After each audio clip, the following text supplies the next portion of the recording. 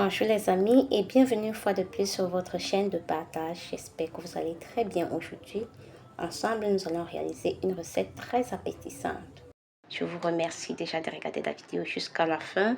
On se prend tout à l'heure en cuisine. Sans toutefois tarder, nous allons commencer avec notre recette. Je vous remercie déjà d'être abonné à ma chaîne, de la soutenir avec vos likes, vos partages, vos commentaires.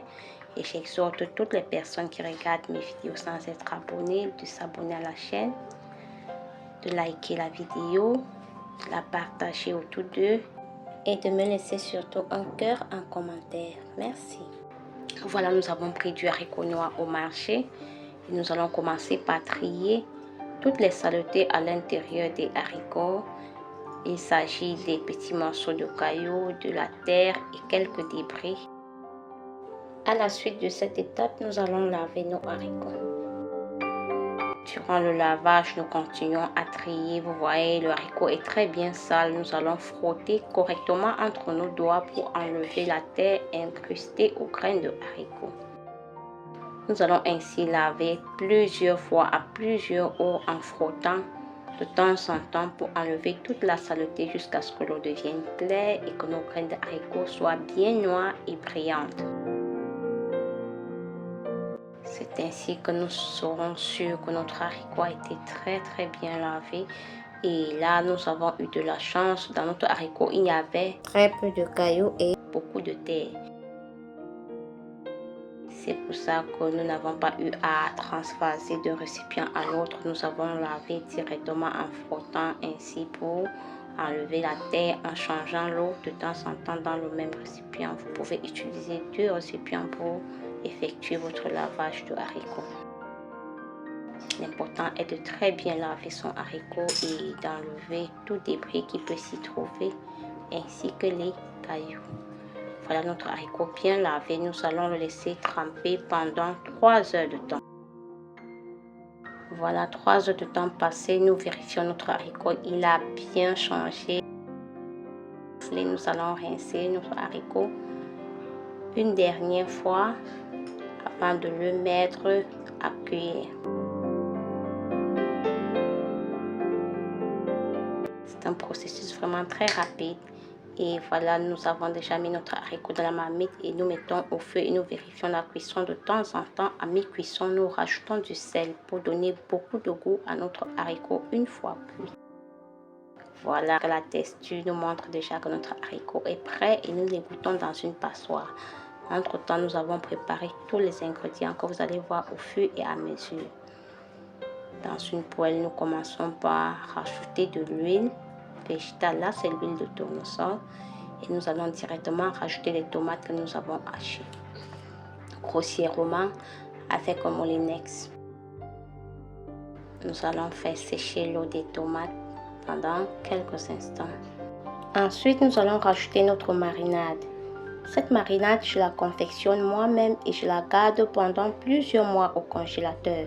Je vous laisserai le lien de la vidéo en description pour que vous allez regarder comment je confectionne cette marinade qui est vraiment une grande aide en cuisine. Et nous allons laisser cette marinade bien cuire avec les tomates.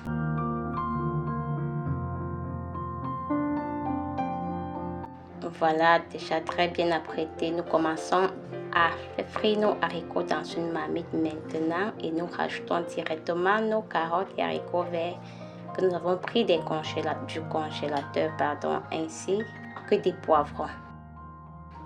Et nous allons laisser bien sécher. Ensuite, nous allons rajouter nos oignons que nous avons coupés en dés et nous allons griller pendant quelques instants. Une fois bien grillé, nous rajoutons notre tomate et notre marinade que nous avons cuit précédemment. La cuisine ainsi faite, vous avez un goût vraiment différent. Si vous avez du temps, essayez de faire vos haricots de cette façon. Et nous rajoutons le gingembre que nous avons haché. Ensuite, nos 3 piments. Vous voyez, nous ajoutons les ingrédients de manière progressive. Voilà nos épices sèches confectionnées par moi-même. Je vous laisserai le lien de la vidéo en description et vous allez regarder comment je confectionne mes épices sèches que je rajoute à mes différentes préparations pour avoir un très bon goût. Là, ça sent déjà très bon. Ensuite, nous rajoutons les poireaux que nous avons découpés.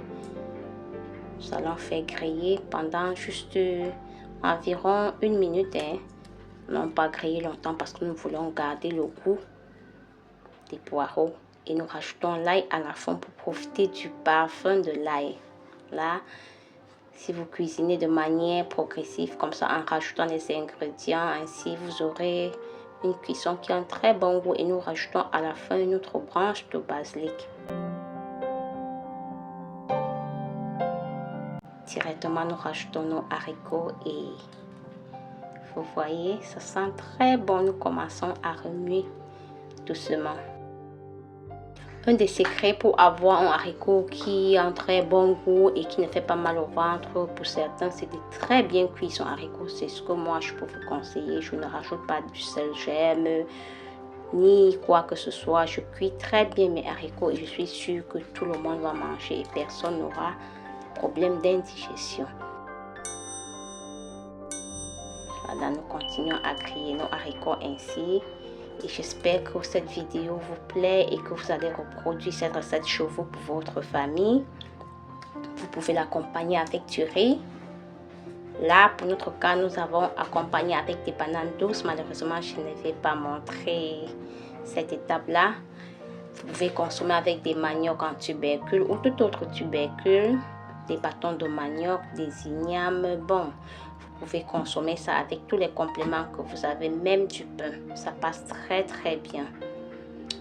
Avec les pâtes, ça passe aussi bien. C'est vraiment une recette très délicieuse et surtout très nourrissante et pleine d'énergie. Vous savez, le haricot noir est un haricot qui naturellement a un très bon goût.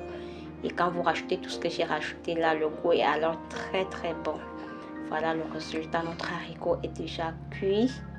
Regardez comment c'est beau, ça sent très bon et j'espère que vous allez reproduire cette recette chez vous. D'ici là, portez-vous bien. À bientôt avec une nouvelle recette. Bye bye.